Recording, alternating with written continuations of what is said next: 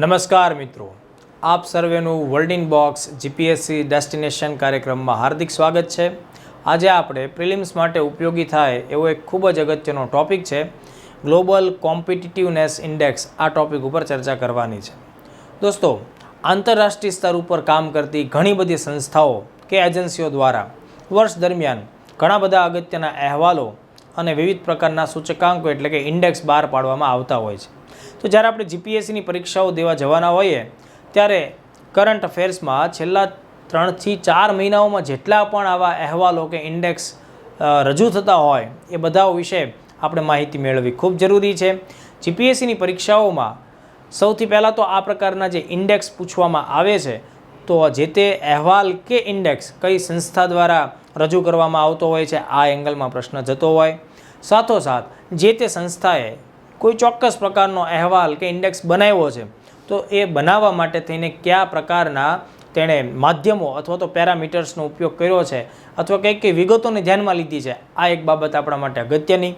ત્યારબાદ જે તે ઇન્ડેક્સ કે અહેવાલમાં ટોપ લેવલના જે શીર્ષ દેશો છે એના નામની આપણને યાદી ખ્યાલ હોવો જોઈએ અને ખાસ તો ભારતનું સ્થાન કેટલામું છે અને ભારતનું પાછલું સ્થાન કેટલામું હતું, કેટલો એમાં ફેરફાર થયો છે, આ આટલા દૃષ્ટિકોણ આપણા ક્લિયર હોવા જોઈએ। તો અહીંયા આપણે ચર્ચા કરવાની છે ગ્લોબલ કોમ્પિટિટિવનેસ ઇન્ડેક્સની।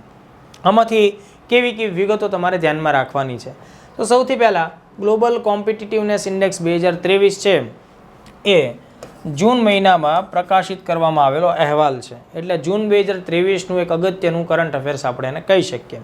કઈ સંસ્થા દ્વારા આ અહેવાલ કે રિપોર્ટ કે ઇન્ડેક્સ બહાર પાડવામાં આવ્યો તો ધ્યાનમાં રાખવાનું આ સંસ્થા છે આઈએમડી। આઈએમડીનું પૂરું નામ થશે international institute for management development IMD. Okay, જેનું જે કેમ્પસ છે બે અલગ અલગ જગ્યાએ આવેલું છે।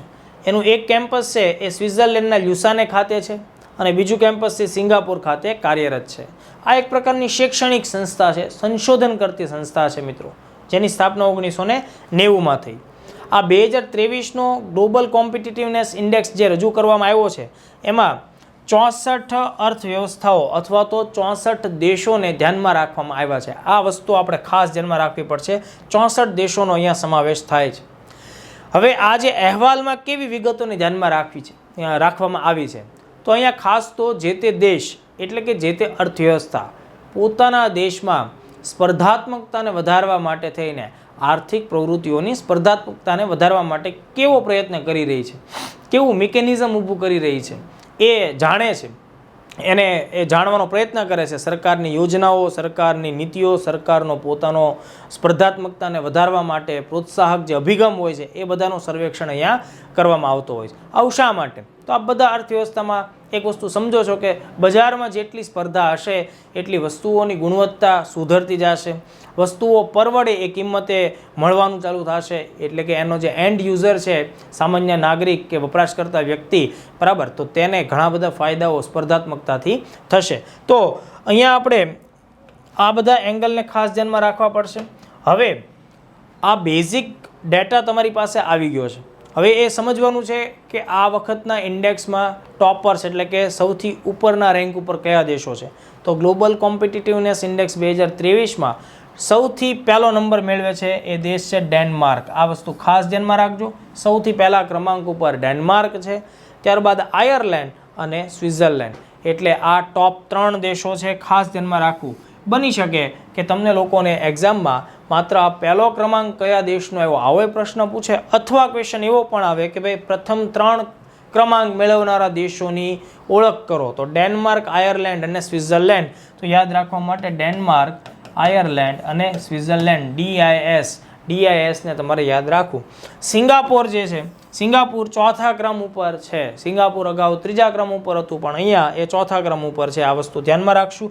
અને સૌથી છેલ્લું સ્થાન આ રિપોર્ટમાં દક્ષિણ અમેરિકી ખંડનો એક દેશ છે વેનેઝુએલા છે, એનું સૌથી નબળું પરફોર્મન્સ આ રિપોર્ટના અહેવાલ આધારે આપણે કહી શકીએ। વેનેઝુએલા સૌથી છેલ્લા એટલે કે 64મા નંબર ઉપર રહેલો દેશ છે। હવે જો અહીંયા અમે તમને 1 થી 10 નંબર અથવા 1 થી 10 રેન્કમાં રહેલા દેશોની યાદી આપીએ છીએ।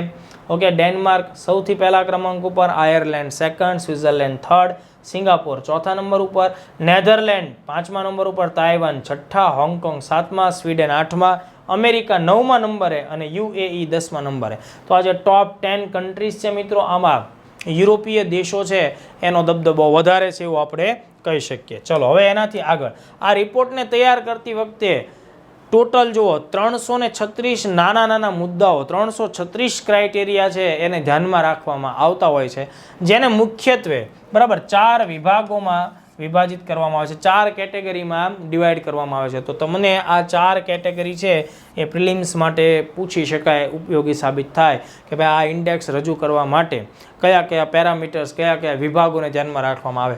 તો economic performance, government efficiency, business efficiency અને ઇન્ફ્રાસ્ટ્રક્ચર, આ 4 ક્ષેત્રો છે આને તમારે ધ્યાનમાં રાખવાના છે. ચલો હવે સૌથી ધ્યાનમાં રાખવા જેવી બાબત, આપણો દેશ ભારત આ 64 અર્થવ્યવસ્થાઓના સર્વેક્ષણમાં કેટલામાં સ્થાન ઉપર છે, આ વસ્તુ જાણવી આપણા માટે બહુ અગત્યની છે.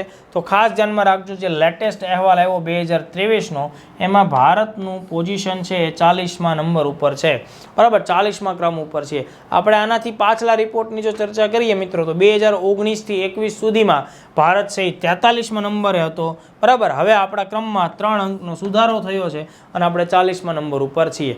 તો આ આટલી વિગતો તમારે ખાસ ધ્યાનમાં રાખવાની છે.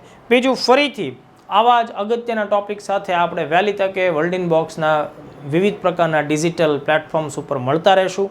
મિત્રો, વર્લ્ડ ઇન બોક્સ સાથે એટેચ રહ્યો, વર્લ્ડ ઇન બોક્સ સાથે કનેક્ટ રહ્યો અને આવા સારા વિડીયો છે એ વધુને વધુ સારા લોકો, તમારા જેવા સારા લોકો સુધી પહોંચાડતા રહ્યો. Thank you very much.